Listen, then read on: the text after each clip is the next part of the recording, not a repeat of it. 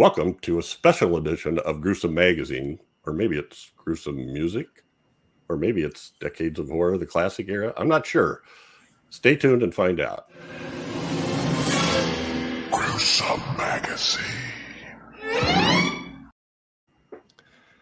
All right, so regular listeners probably don't recognize this other gentleman. With me today is Josh Robbins of the Invincible CZARS, who is about to embark on a 2-month tour of playing their score or soundtrack live for showings of NOSFERATU for the 100th anniversary. First, I'd like to let Invincible CZAR fans, if we get some bleed over, just kind of let people know what we do. So I mentioned Gruesome Magazine. We're part of Gruesome Magazine. Check out the Gruesome Magazine YouTube channel. There is Horror News Radio, which does a weekly horror news broadcast of about 30 minutes. Gruesome Magazine does reviews of video on demand, streaming, and theatrical releases of horror movies. Decades of Horror, we talk about older horror movies, and there are 3 incarnations of that. Decades of Horror, the classic era, which covers everything up through 1969, and then Decades of Horror, the 1970s, and Decades of Horror, the 1980s. And then we also have one called Heroes and Droids, which covers movie and TV in the sci-fi, superhero, and high action genres. So to find these, if you go to the Gruesome Magazine YouTube channel, you can see the Gruesome Magazine, Horror News Radio, and Decades of Horror podcasts. Heroes and Droids has its own YouTube channel, so look for that. Or you can go to the Gruesome Magazine website, gruesomemagazine.com, and everything is linked there. Or if you're listening on audio podcast apps, there's a Horror News Radio subscription, which will give you Horror News Radio and all of the Decades of Horror podcasts. Or you can subscribe to the Decades of Horror podcast individually, classic era 70s or 80s. Also, there's a Gruesome Magazine podcast you can subscribe to, and Heroes and Droids. All right. Got that out of the way. So, Josh. Yes. Mr. Invincible CZARS, and we'll throw this up here. And just to get us going here. Yeah. I would, you know what? Well, I'll talk about that later. I would buy one of those, but your sizes aren't big enough. I know we need to get. We haven't made any of these in a long time. I think all we've got are women's sizes right now. Oh, that could be. So, I first found out about Invincible CZARS when I went to see a showing of The Cabinet of Dr. Caligari at the Fleur Theater in Des Moines. Not realizing at all that I was getting live music with it, which is weird. So I showed up and I saw the band setting up, and I thought, "Oh crap! This could go one of 2 ways." And I was astounded. I was thoroughly impressed. They were awesome, and I bought some merchandise there, and I've been following them ever since. And I was excited to hear their current incarnation. So what's going on, Josh? Well, why are we here? Well, we're about to, as you said at the beginning, we're about to embark on the biggest tour we've ever done. My gosh, 2 months across pretty much all of the U.S. and a little bit of Canada. Yep, there's our itinerary there. You know what? I think I got when I think the L.A. date is wrong. It's actually the 26th. Okay. Now I go to the website. Go to invinciblezars.com. That has all the ticketing information for our shows. And yeah, but I mean, look at this itinerary. We barely have a day off in October, and it's exciting. It's been a lot of prep. I'm a list guy, so I looked it up. 47 dates, 19 states, 2 Canadian provinces. Yeah. We actually just added 2 more. We're doing Norfolk, Virginia, and we added one in Toronto, Ontario. So now it's 49 days. Oh, okay. We need to announce those, but yeah. So it's quite a thing. 5 of us on this tour. It's the first time we've had 5 in a long time because early, when we started doing the silent movies, we didn't actually start out doing silent movies. movies. Oh yeah, there's our photo. This is a photo of the people who are on the recording of the Nosferatu soundtrack, which we'll have available. We're actually going to have DVDs for sale of the movie with our soundtrack on it. And those are the players. But yeah, when we tour, we break it down, and we'll just have 5 of us. And when you saw us, Jeff, you would have seen us with just 4, because for a long time we were touring with no drums at all, and just kind of. It seems like you guys were hopping around a lot. Yeah, we tend to do that for live, because it's just, you know, the fewer mouths to feed out there, the better. You know, it's less gear, less people to tote around. So we added drums, and you know, when we you haven't seen us do Nosferatu when we toured with I haven't. Back in, I think the big tour that we did for it was 2016, when we first really created the soundtrack, and we've done it here and there since then. But it wasn't written with drums. It was a little bit different, and so as we approached the Centennial, especially during COVID, where we weren't really playing any shows, we thought it was a good opportunity to revamp and revisit our score. And that's when we, you know, really, let's add drums back in. Let's refine this. Let's make sure that we like everything. Because, you know, creating a soundtrack for a 94-minute film, it's, you know, that has to be performed live. With that limitation, it makes, what am I trying to say? It makes like really precise things that we're used to from modern day movies with, you know, pre-recorded soundtracks. It makes some of that precision really hard to execute. Mm-hmm. So we wanted to go back through and kind of smooth some of that over. Like, if this is a spot where we, you know, like we're trying to get this hit, but we only do it like 25% of the time. Okay, why don't we make that something we can nail every time? So we spent about a year just revamping it from June to June. And we're really excited to finally do it live. So. No, I'm excited to see it. I know you're coming to Des Moines.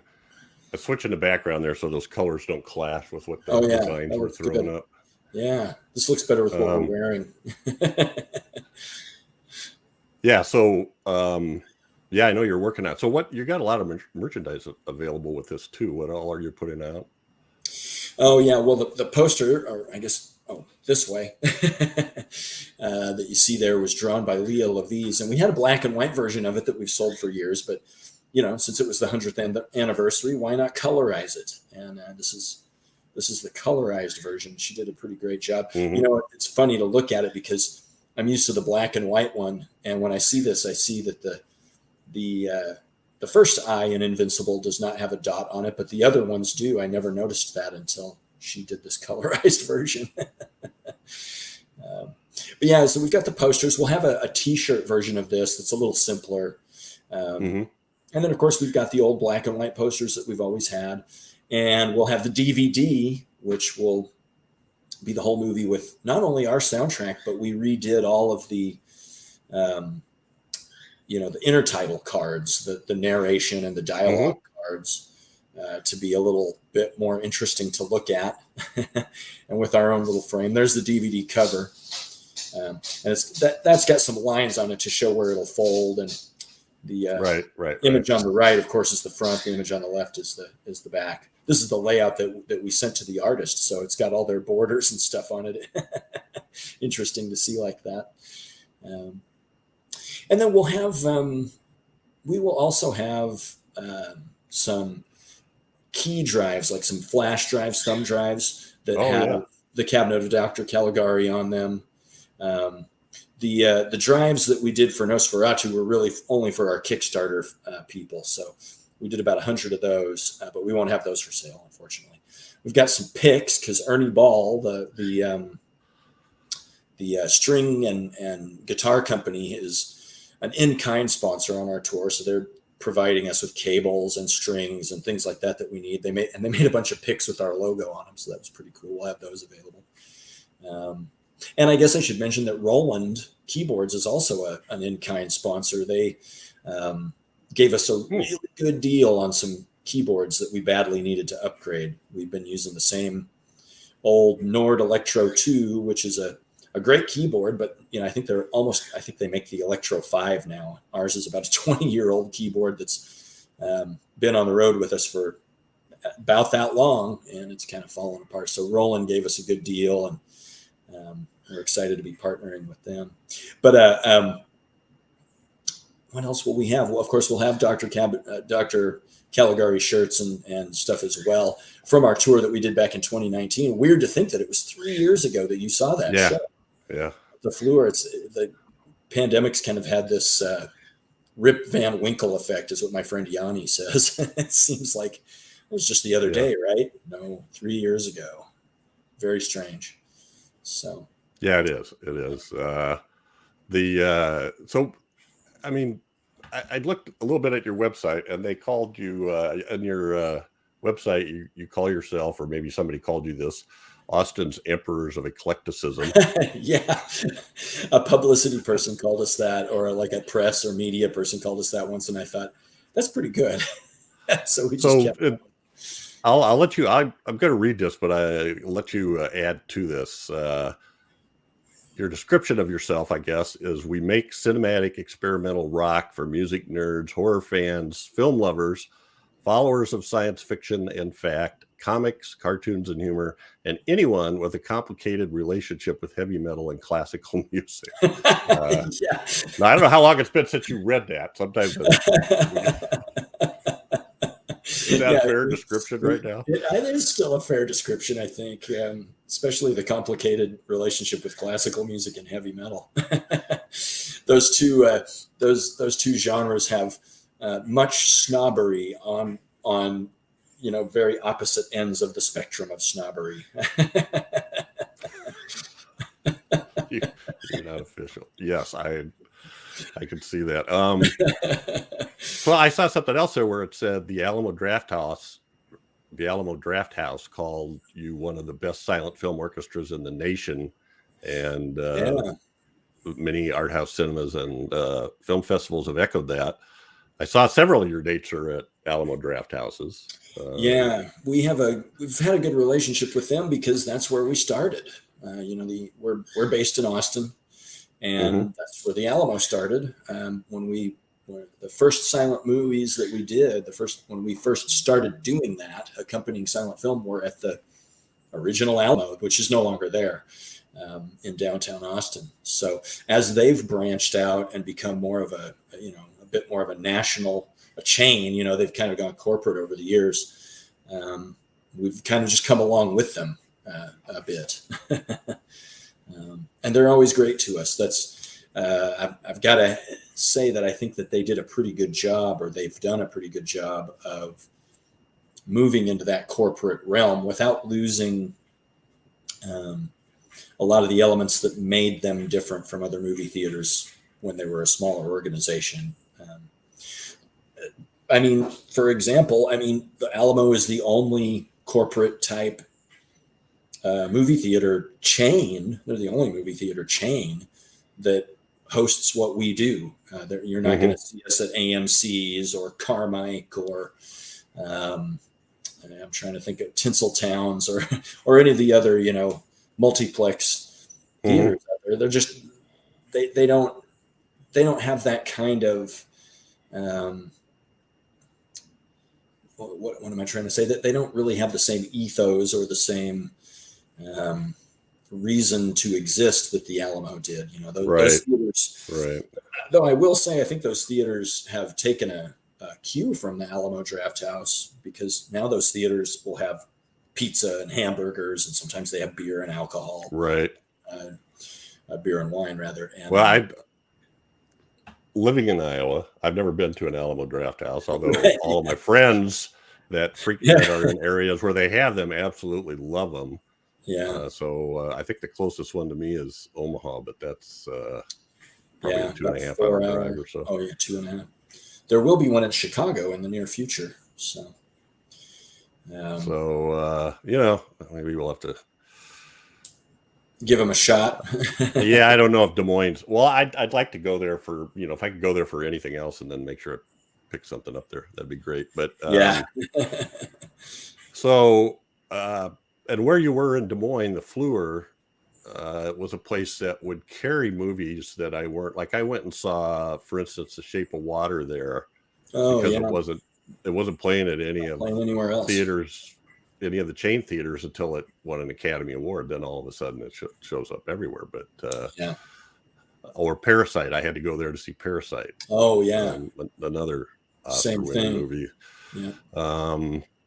And they would do a lot of old movies, special nights where I'd see things like Creature from the Black Lagoon or The Bride of Frankenstein on the big screen. Yeah. So I was thrilled when they were showing The Cabinet of Dr. Caligari. Unfortunately, they have not reopened since the pandemic. So yeah. We'll have to check out the facility you're going to be in. So how did you guys get started at this? I mean, what drove you to it's kind of I'm sure you didn't grow up thinking I'm gonna write and record and play silent film scores.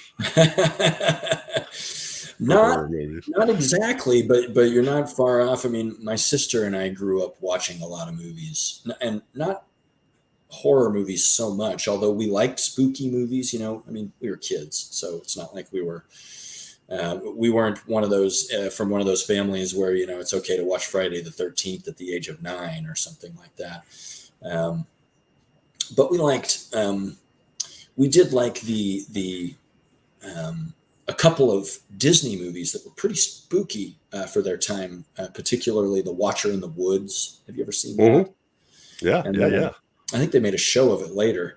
And then there was another one called The Child of Glass that we really liked. Also from the kind of late 70s. It's set in Louisiana. Okay. Anyway, so we would watch movies over and over and over and over and over. And sorry, there's a bird in here that's chirping. And we paid a lot of attention to the music. We knew every note of the soundtracks of these movies that we really loved. And of course we watched the movies of the day as well, Back to the Future and of course Star Wars. But we really paid attention to the music. And in fact, I would make cassette tapes of the music from movies that I liked. My dad had in the 80s, this was novel back then. I mean, it's easy to do now, but my dad had his cassette tape, or he had his whole stereo systems. It was one big thing, and you could just record the audio off of a VHS tape. So I would record my favorite parts of soundtracks and play them on a kind of like a tape player with a single speaker, a tiny little speaker in my backpack, and ride on my bike and just listen to this music. And some of it was soundtracky, and some of it was just like the rock songs that were in, the soundtrack, right. Like Huey Lewis and the News or something in Back to the Future, So, so I always liked movie music. I would buy soundtracks for, Beetlejuice and Pee-wee. I loved Danny Elfman. I mean, who didn't or doesn't? And so that was, it's weird that I didn't think to go into that.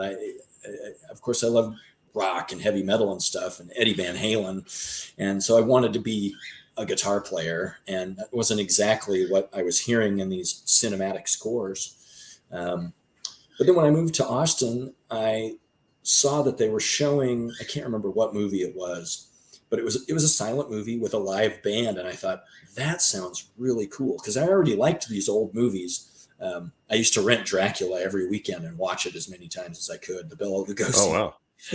Nice. So I've seen that one a lot of times. So I thought, that'd be cool. I love the old black and white movies, and I had never seen a silent movie before.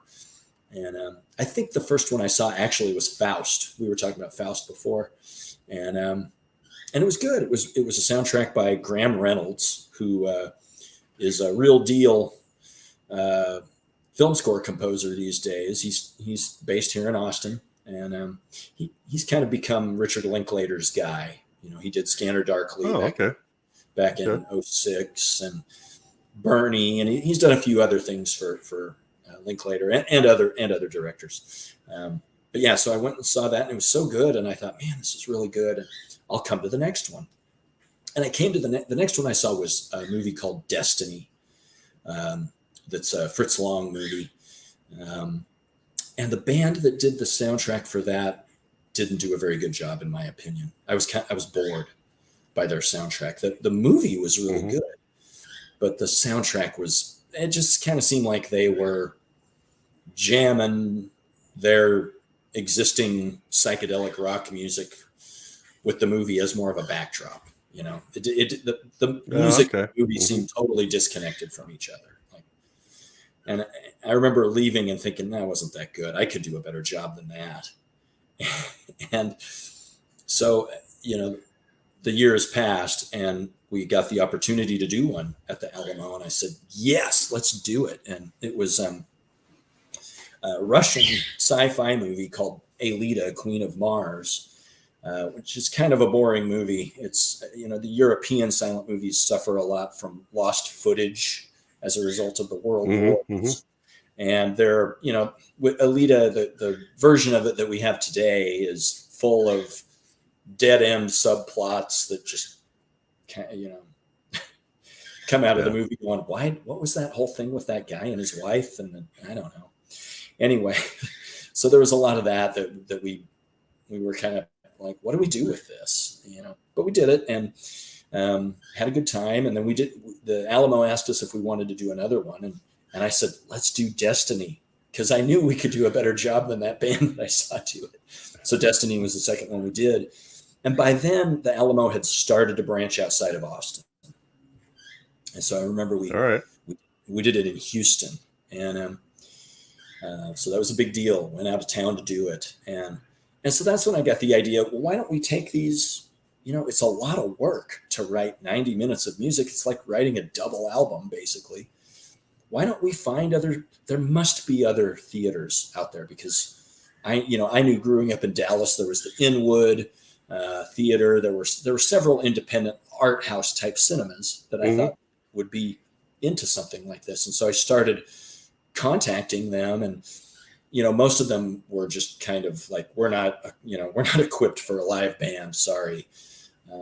But more and more of them started saying, yeah, let's try this. And the Texas Theater in Dallas did, of course, the Alamo in Houston.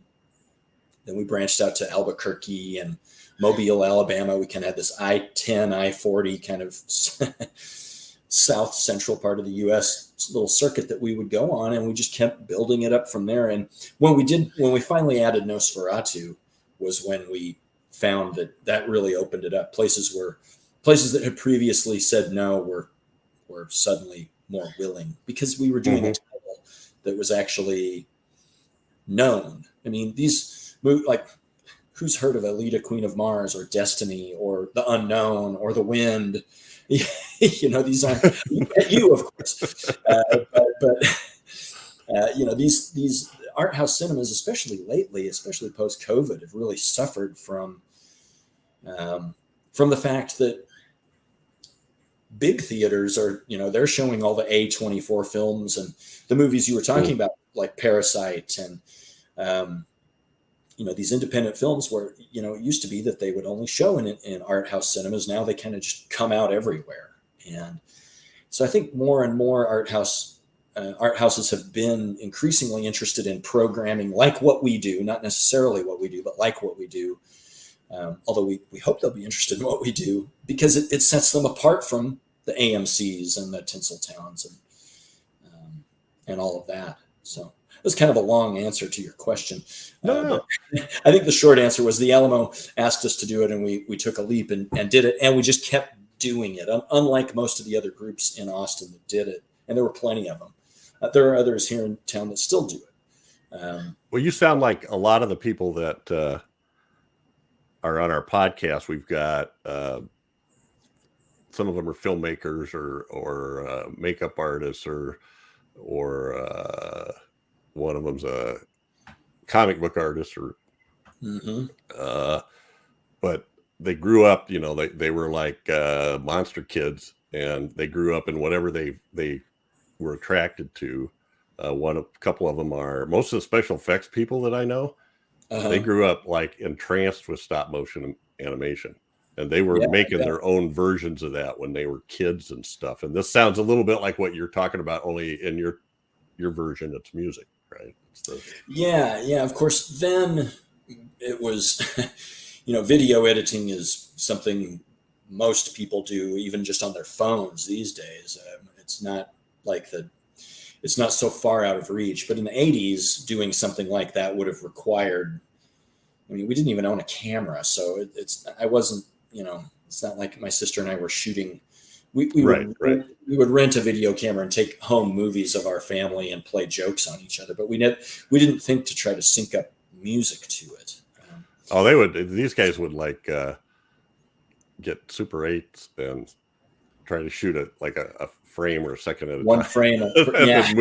I mean, that was all they could do. And that's what's sort of cool about it, is it's open to making things work, I guess. It's the whole point of at least special effects. And I think music as well is you don't notice it, but it's sort of like a magic act that draws your attention and helps create the emotion that we're looking for. So, yeah, I just oh yeah, go ahead. Well, I was gonna say I loved you, so I got a chance to listen to your score for this one, and I thought it was great. I really good. It. Yeah, I'm glad you enjoyed it, man. We spent a lot of time on it, and the thing I'm glad you enjoyed it, because the thing I always wonder about with the balance that we try to strike constantly is between complimenting the movie, doing something that actually works with what's happening on screen, and doing something that's not boring to modern day audiences. To be frank, these old movies are slow. They're slow paced. Sometimes there's missing footage, and it can be a bit confusing. And so we're trying to use the music, use the music to help tell the story, not so much draw attention to ourselves as a band, but to do what you just said about highlighting the emotion that's already on there. One thing that has become more common in cinema in the last 20 years or so, and I think you'll know what I'm talking about when I start saying it. Maybe you can think of some examples of it. But it'll be where the music seems so mismatched from the moment that it works. Like maybe there's a scene where in an action movie where somebody comes in and it's guns blazing and it's all slow-mo and it's set to, don't they know it's the end of the world, or something. So what I go for, and in reviewing movies, this is something I've come to in my as I got older, was when we talk about movies, I usually watch them at least a couple times. The first time I'm just being a spectator, and the second time I'm going, boy, that scene was really tense. Why was that scene so tense? And almost always one of the components is the music. The music, and the fact that I didn't notice it, that the music was making me that tense, is what's really cool about it too. That is what's pretty cool about it. And in the example I was saying about, where they'll purposely use something that seems so far removed, but it actually works. That doesn't work as much for these silent movies. Yeah. So there are some tricks like that we can't really pull out. And you're right. And there's some movies that I just am like going, wow, this music is just, it's too overpowering. It's taken me out of it. It's like, and sometimes you don't really get it. You just sort of like going, I didn't like that movie. And, and it's hard to figure out what it was. Is it editing? Is it the music? Is it editing is a big thing. But the music is, there's one film composer, and I won't say his name because I have a lot of respect for this guy, but I just don't like his film scores. He's a musician, and he's a rock and roll musician who's gone film score. I'll say that, and maybe that will be enough for people to figure it out. But every time that I really don't like a score to a movie, and I look who it is, it's this guy every time. And so I think sometimes we just have. They're just as there are bands that we connect with and musicians connect with, or movie genres or movie directors we connect with. Sometimes the score, as you're saying, can really bring you into it, or kind of just leave you sitting. Right. Well, and you're absolutely right. It is subjective to a point. So subjective. Yeah. Because other people love this guy, and it's just. Yeah. Well, it's like actors, when we were doing a movie, one of the co-hosts will talk about what a terrible job an actor did. And I'm like, I don't know, seemed okay to me. I didn't notice anything.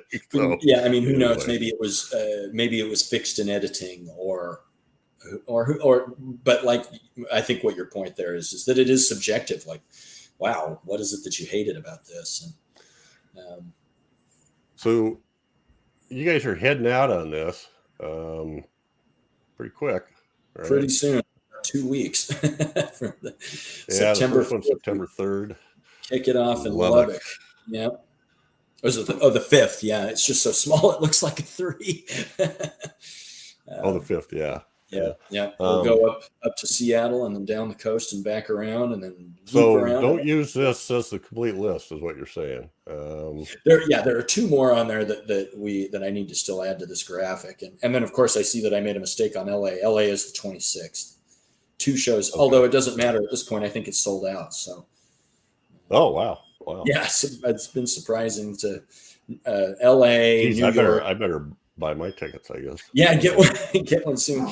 We do have a lot. We do usually sell a lot in Des Moines. Our dog is barking here. Hey, Snart, it's okay.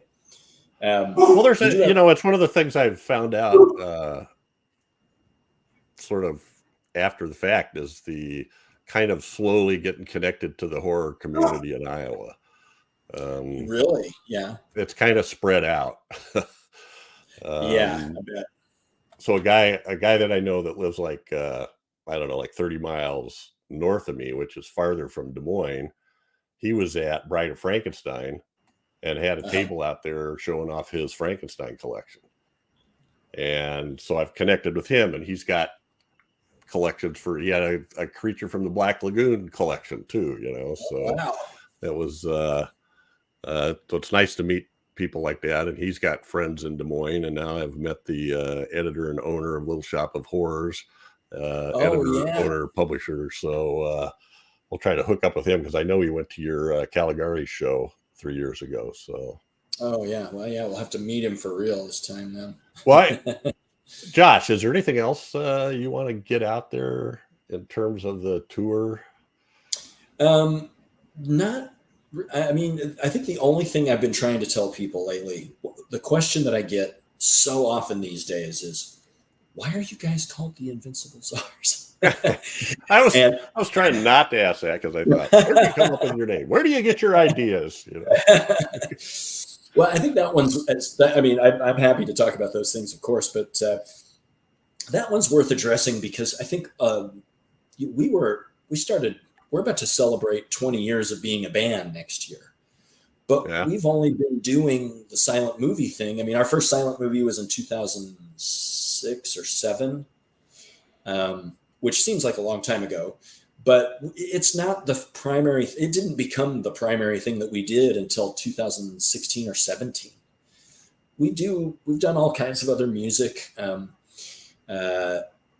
I guess that as we've moved more and more into silent film, at this point, it's all that we've been doing. Although over the pandemic, I mentioned Eddie Van Halen before. When Eddie Van Halen died, I was so sad, and we did a tribute to him. Did 5 Van Halen songs in the Invincible CZARS crazy style.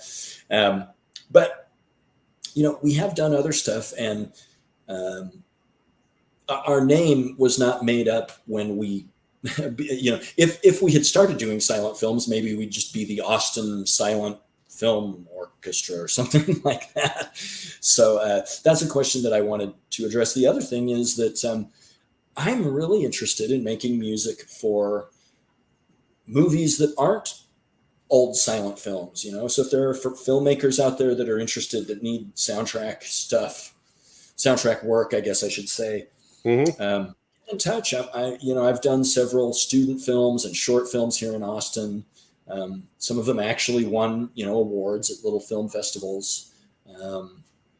And I'm very interested in doing more of this kind of work because I think it's very fun. I love doing cinematic stuff, and I love learning and meeting people who have ideas of how to make suspenseful film even more suspenseful using sound. Yeah, yeah. No, that's interesting. So, so I still didn't quite get, where did the name come from? Oh, the name. Oh, I didn't tell. The name where it actually came from was just it's the story of so many bands. We were a band that was playing and doing our kind of zany, what was it I said in that description, cinematic rock, because our music has always sounded, from the very beginning, people would say, man, your music sounds like it should be in a movie. And back then we had a lot more Eastern European flair in our music, and we still do, Okay. but it was a lot more back then. And the original bass player, his name's Tom. He still plays with us from time to time. He's in Austin. He and I were trying to think of the names, and really the whole band was trying to think of it. And Tom said, "Why don't we be the something CZARS?" And I said, "Okay, yeah, I like that. Let's go with that." And this was in the earlier days of the internet, like 2002, 2003. And so we had a web page with just a list of descriptors, and it probably had 100 descriptors on it. And anytime one of us thought of it, we'd just go up there and type it in. So we had it on the list. And then we booked our first show, and we still didn't have a name. And they said, we need you guys to tell us your name by this date so we can put it in the newspaper ad. So announcing our shows for the month. So Tom and I were scanning through there, and I think it was me that had come up with Invincible as one of the descriptors, and I think it was him, but I'm not sure. It's so long ago. One of us said, "Invincible CZARS. How about that? That sounds tough." And we said, "Okay, let's go with that. We need something."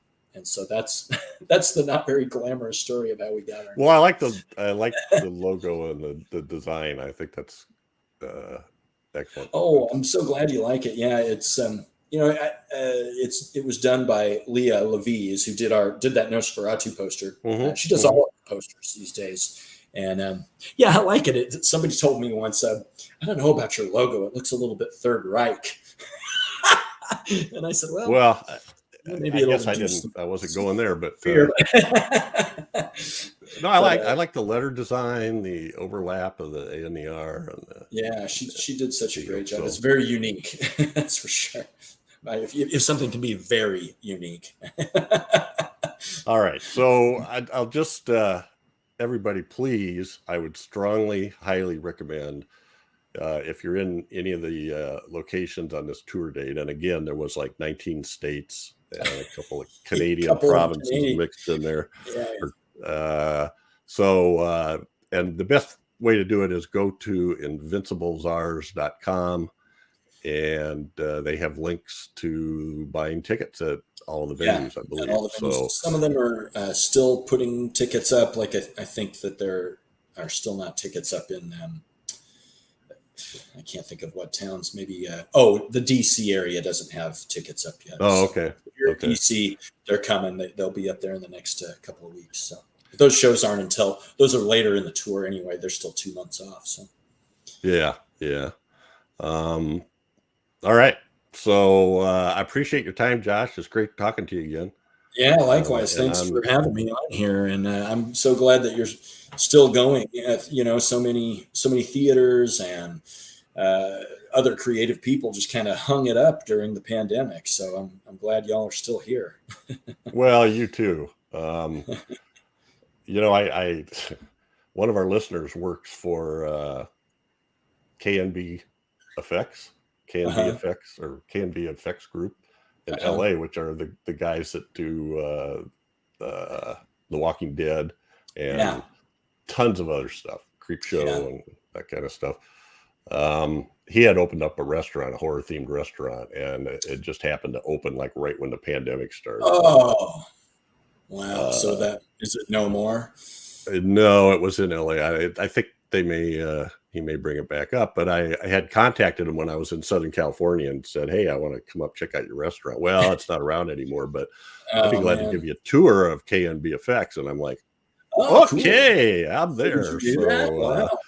Yeah, you make these connections, and so you're one of those connections for me. I love seeing what you guys are doing, and likewise. I'm really looking forward to checking you out in late Des Moines or late October in Des Moines. Yeah, by then, man, we're gonna be tight.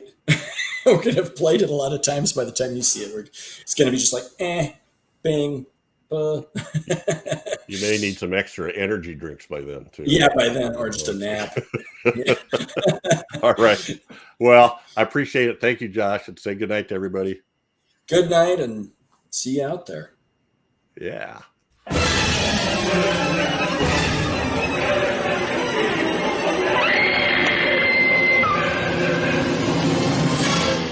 Gruesome Magazine.